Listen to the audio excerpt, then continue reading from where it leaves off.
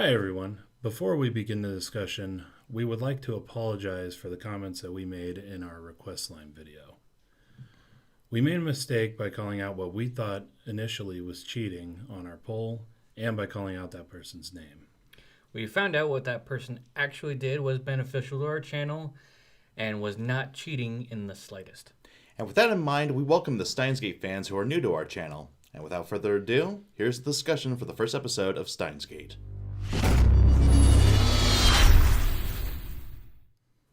If you want to check out our reaction to the first episode of Steins Gate, go ahead and hit the link in the description below. And be sure to give us feedback in the comments section because we love hearing from you. And as always, if you like what you see, subscribe to Otaku Saga. And don't forget to like and share our videos.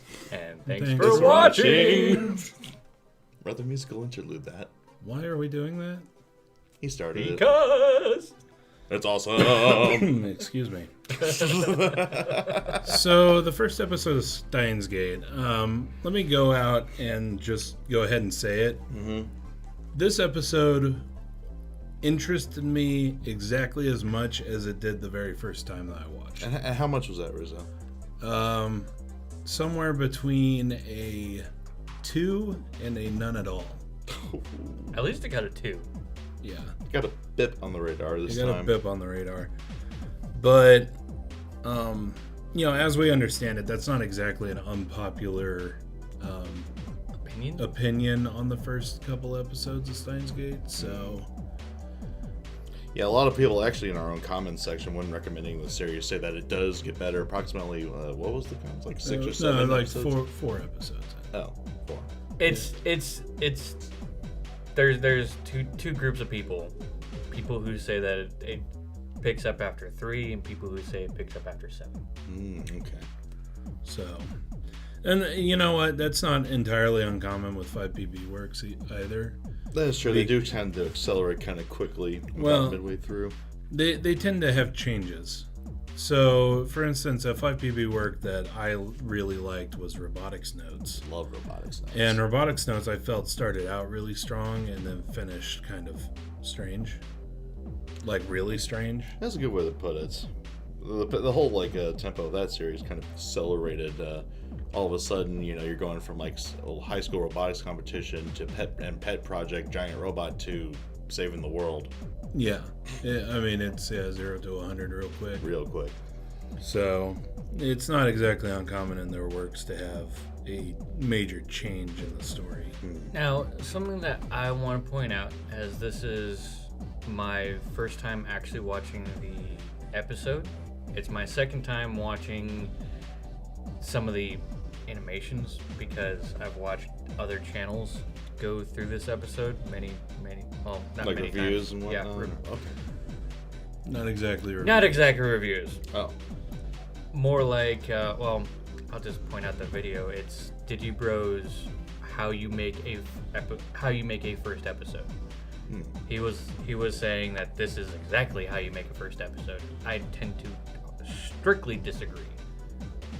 Yeah, I as well, because I feel that first episodes should be meant to draw people into the series and make them interested in watching the rest of the series. Whereas I've seen comments in our own comment section saying that they dropped the series at least a couple of times because of the first few episodes. Yeah, and particularly in the case of Steins Gate, right? So, yeah, and particularly in the case of Steins Gate. So, I feel that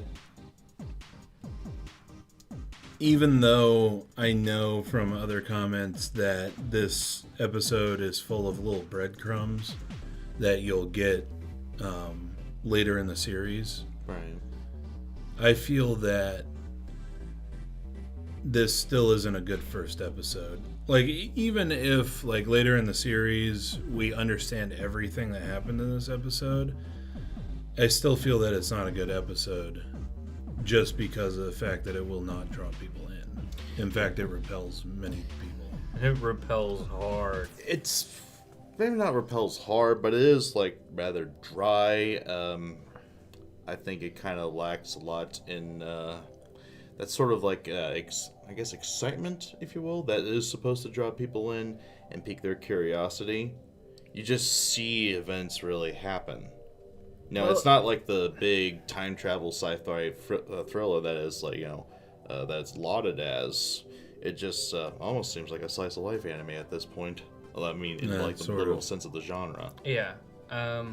It's like that first scene in Evangelion where Shinji's walking down the road, and all that you can hear is the cicadas in the background. That is all that you can hear, and that noise just drives me absolutely up a wall. Well, cicadas are really annoying. But... Yeah, but I'm just saying, like, with the dead silence and nothing but cicadas, and that's it, and bright white backgrounds, just like that scene. I mean, that's why at first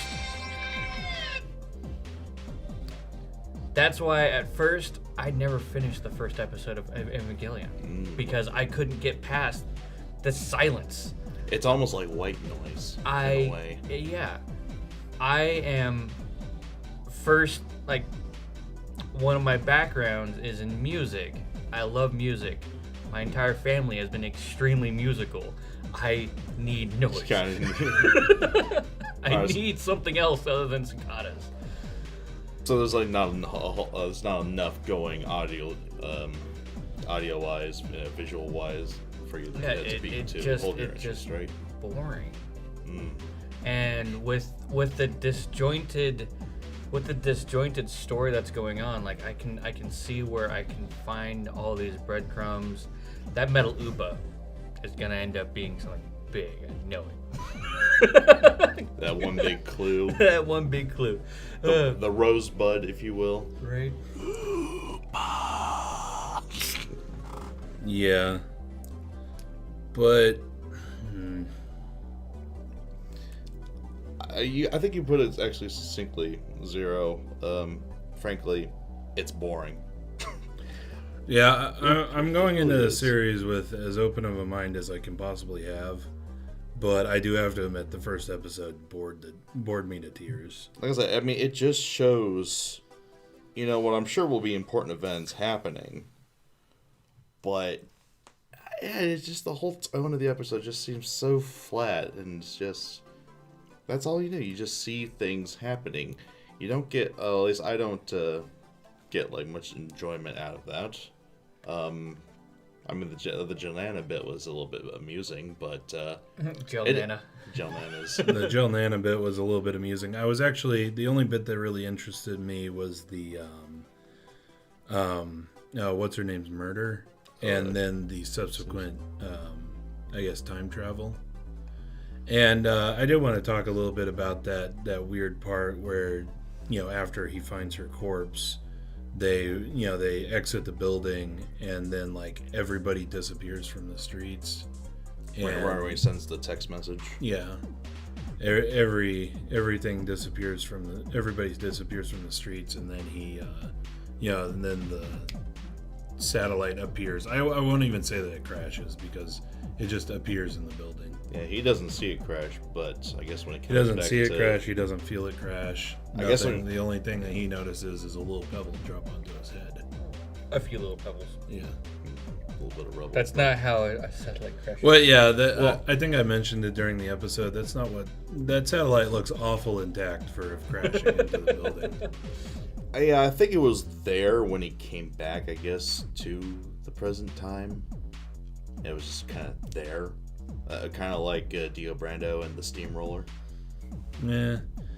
But yeah, I kind of want to talk about my theory for that. I think that by the act of sending the text message into the past, he changed.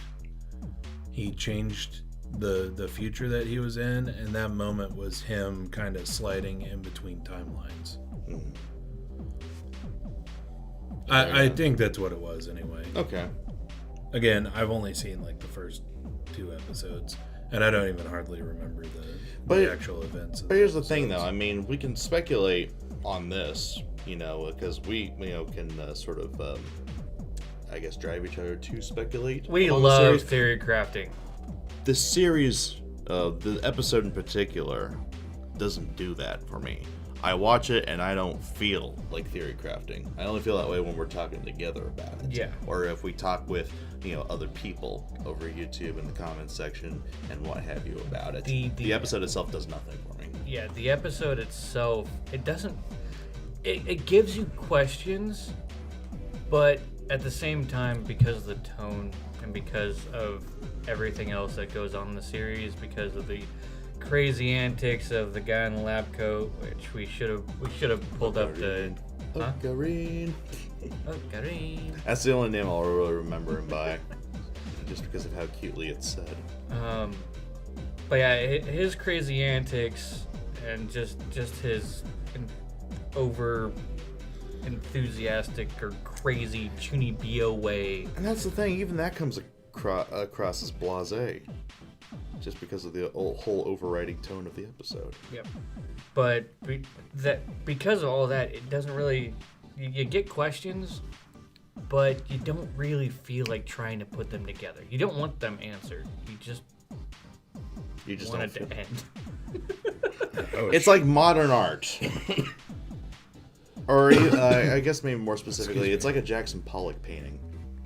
Yes, it's really just a bunch of paint flung at a canvas.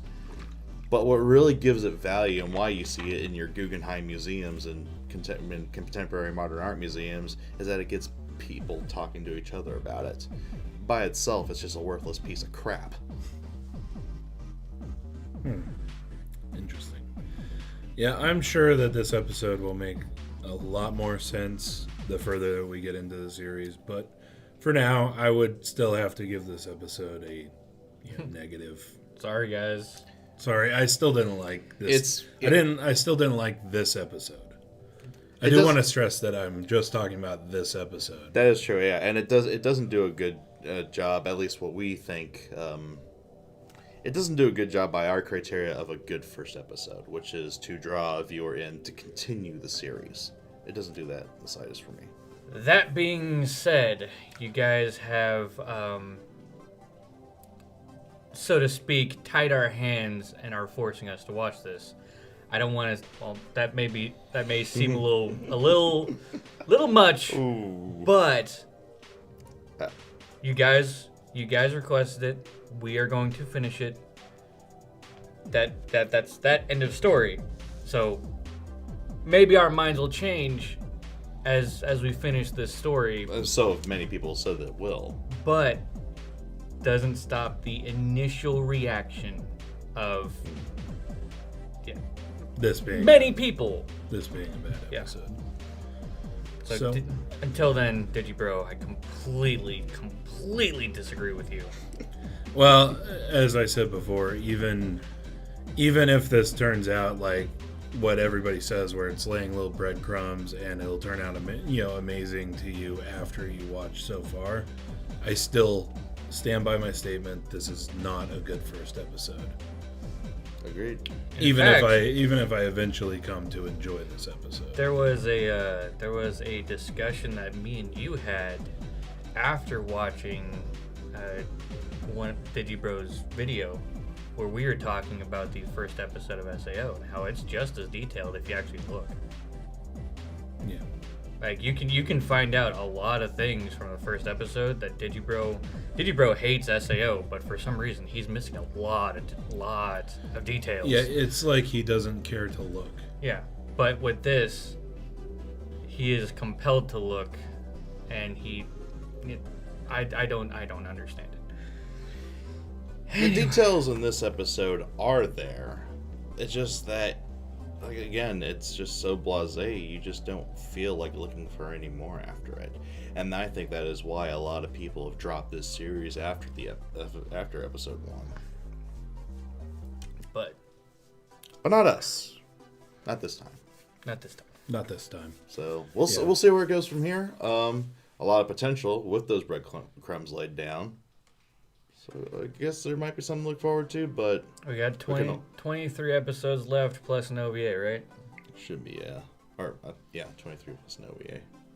So, yeah. So plenty of time to figure it out. Oh, yeah, and I did want to talk about our release schedule for this series. So since it is a 2-core series, we'll be releasing it over 2 cores.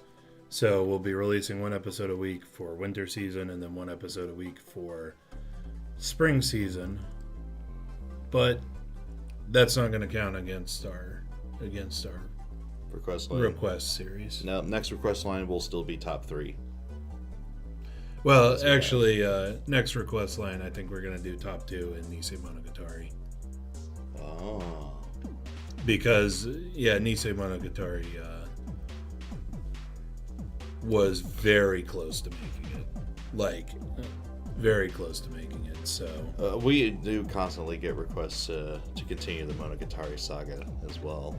Interestingly enough, we thought that Nisei Monogatari was assured to win. Yeah, actually... That's true. Actually, we totally did. Like, If it... Like, we were ready to watch it and everything, so... If we it wasn't will for be the- watching that in spring season, and then plus a top 2 for a request. I'm fairly positive that if it wasn't for the flood of people that came in, we might not be watching this. We'd be watching Oh, yeah. Monogatari. Well, no, I think we would be watching this. We probably wouldn't be watching Bento, I would imagine. Bento. Yeah, Bento. those three, Bento probably was not. the real dark horse, I think, because there's lots of people that like Danshiko, I believe, is how That I that can one see is why. shortened. Holy shit. And I can see why after watching the first episode. That was Hysterical. hilarious. But yeah, I think Bento was the one that probably wouldn't have made it in, even though it did place second. Actually, I think the first episode of Bento almost suffers the same, if not a similar condition to the first episode of Steins Gate. And it's really, it's a blasé portrayal of its genre. I mean, yeah, it's supposed to be like comedy, martial arts, just pure what the fuckery, but there's just something about it, some sort of like negative X factor. Can't quite put a finger on it, but it just lowers the overall value. Anyway, Anyway, let's go ahead and finish this up. do that. So let us know what you thought of the anime, what you thought of our reaction in the comment section below. Yep, thumbs up if you like it, thumbs down if you don't. But that's gonna do it for this episode of Anime Reaction. As always, I'm DK. I'm Zero. And I'm Rizzo. See you next time. And go ahead and click on my face to go to our most recent Otaku Saga talks. Click on my face to go to Otaku Saga Gaming, our gaming channel. And click on the waifu to subscribe to Otaku Saga and check out our new and improved Patreon page.